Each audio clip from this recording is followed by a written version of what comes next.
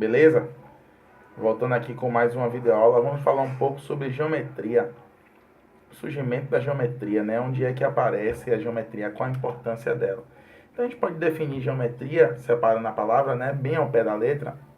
A gente diz que geometria, o geo vem de terra e metria vem de medida. Então a gente pode definir geometria como medida da terra.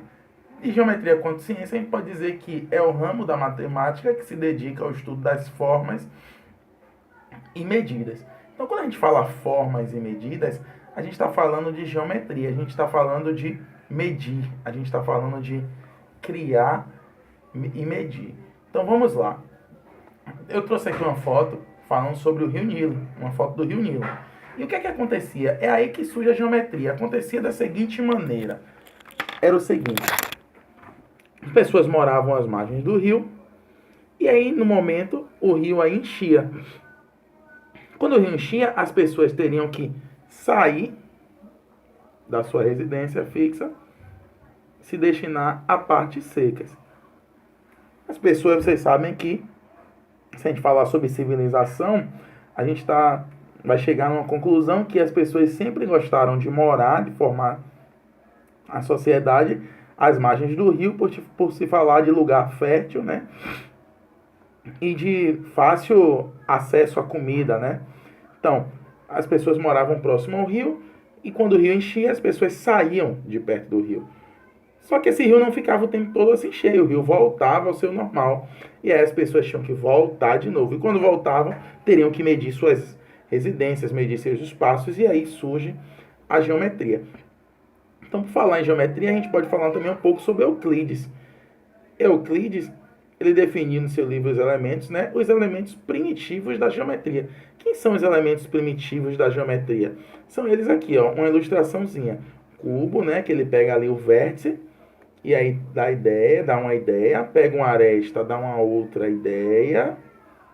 Depois ele pega uma das suas faces e dá uma outra ideia, uma terceira ideia. Então são os três elementos primitivos da geometria: o ponto, a reta e o plano. Então tudo surge na geometria a partir desses três elementos, são os elementos primitivos. Então, a gente vai falar um pouquinho sobre o ponto. O ponto em geometria, né? Para a gente nomear ele, a gente usa letras maiúsculas do nosso alfabeto. Então veja aqui, ó, por um ponto passam várias retas, tá vendo? Nesse caso aqui a gente pode dizer até que por um ponto passam infinitas retas. Sempre utilizamos letra maiúscula e podemos dizer que o ponto ele é adimensional, ou seja, ele não tem nenhuma dimensão. Quando a gente vai lá para a reta, ela é ilimitada, né? E como a gente não consegue medir uma reta inteira, desenhar uma reta inteira, a gente representa um pedaço dela. Ela é unidimensional, ela só tem uma dimensão, que é o comprimento. A reta, para a gente nomear, a gente usa letras minúsculas do nosso alfabeto, tá bom? Reta R, reta M, reta S, reta T, tudo letras minúsculas do nosso alfabeto. E o terceiro elemento primitivo da geometria é o plano. O plano, ele também é limitado, só que em todas as direções. Então a gente não consegue também desenhar o plano inteiro. A gente representa apenas uma parte do plano e utilizamos letras do alfabeto grego: beta, alfa, delta, eta, teta, fi. Então, enfim, utilizamos letras do alfabeto grego para denominar os planos. E aí eu trouxe aqui um slide para a gente detalhar um pouquinho mais sobre a reta, porque a reta é um dos mais importantes também, né? Então vamos detalhar um pouquinho a reta, porque existem outros tipos, né? Então aqui, a ideia de reta é que ela não tem espessura, não tem começo, não tem fim. Geometricamente nomeamos uma reta com a letra minúscula, eu já tinha colocado sobre isso. E aí eu digo o seguinte, ó, tá aqui a reta, né? Olha ela aqui. Ela tem essas flechas aqui na ponta, porque essa flecha é para denotar o infinito, que ela vai até o infinito. Então, ela não tem início, não tem fim. Ela inicia lá no infinito e vai até o infinito. E aí eu trouxe aqui a semi-reta. O que seria uma semicircunferência? Seria a metade, né, da circunferência. A semi-reta também seria um pedaço da reta. Então, ela tem início e não tem fim. Então, ela começa aqui num ponto, passa por um outro ponto e lá no final a gente tem uma flecha. E para denotar uma reta, uma semi-reta, para nomeá-la, a gente nomeia os dois pontos e em cima uma flecha, né? Uma seta, indicando que ela tem início e que não tem fim. Assim a gente nomeia uma semi-reta. O segmento de reta, ele tem início e tem fim. Observe, é uma parte de uma reta compreendida entre dois pontos e assim há um começo e há um fim. E como é que a gente escreve isso? A gente pega os dois pontos e repare, não é mais uma seta aqui em cima, é apenas uma linha, né? Um segmentozinho de reta que tem em cima. Ele não é infinito, ele tem início e tem fim. Assim seriam os segmentos de reta. E aí a gente pode também falar sobre as relações entre retas, né?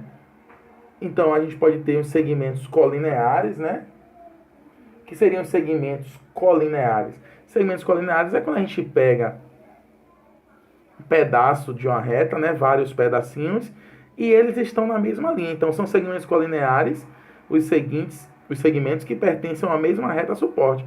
Os segmentos AB e os segmentos BC, eles são colineares porque pertencem à mesma reta. Se a gente for traduzir aqui, seria mesma linha. Então, representam a mesma linha. Tome cuidado o seguinte, ó. Porque, além dos segmentos colineares, a gente tem também os consecutivos. Então, a gente pode dizer, lá no final, a gente pode dizer que todo linear é consecutivo, mas nem todo consecutivo é linear. Olha o que são segmentos consecutivos. Segmentos consecutivos são aqueles que têm apenas uma das extremidades em comum. Então, eu desenho um segmento aqui, o EF, depois tem um segmento FG. Note que não tem a obrigatoriedade de eles seguirem na mesma direção. Eles podem seguir em direções diferentes, mas eles precisam apenas ter uma extremidade em comum.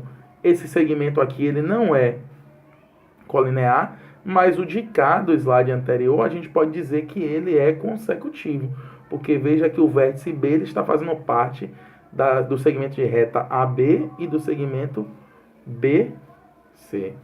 Então vamos lá, vamos falar sobre posições entre retas. Uma reta pode ser paralela, duas retas podem ser paralelas, quando não possuem nenhum ponto em comum no mesmo plano, ou seja, não se cruzam. Elas não vão se tocar, salvo para Euclides, que fala que duas retas elas vão se tocar apenas lá no infinito. Então a gente pode abreviar a reta usando essas duas barras aqui e pode dizer que elas são distintas e aí a gente chama elas de paralelas. São duas retas distintas que estão lado a lado e que sentidos infinitos elas nunca vão se tocar. Outra relação entre reta, posição relativa entre reta, são as retas concorrentes. As retas concorrentes, elas se tocam em um único ponto. Então, duas retas são concorrentes quando possuem um ponto em comum no mesmo plano. Ou seja, elas se cruzam. Além disso, eu também posso falar sobre outro tipo de reta concorrente, que seria a perpendicular. Reta perpendicular são retas concorrentes, tá? Que elas no momento que elas se tocam, eles formam ângulos de 90 graus. Então elas são concorrentes sim, porque ela tem esse ponto aqui em comum. E elas são perpendiculares porque no momento que elas se encontram aqui, ela forma ângulo de 90 graus. A gente pode fazer o seguinte, ó, paralela, concorrente e perpendicular. Seria ela em pé formando um ângulo de 90 graus. A gente vai ficando por aqui, né? Não esqueça de compartilhar nosso vídeo, curta a nossa página, se inscreva. Qualquer dúvida, né? Coloca aí nos comentários. Qualquer crítica também construtiva, a gente está aqui sempre para melhorar. Valeu, galera. Um abraço a todos. Bye, bye. Adeus.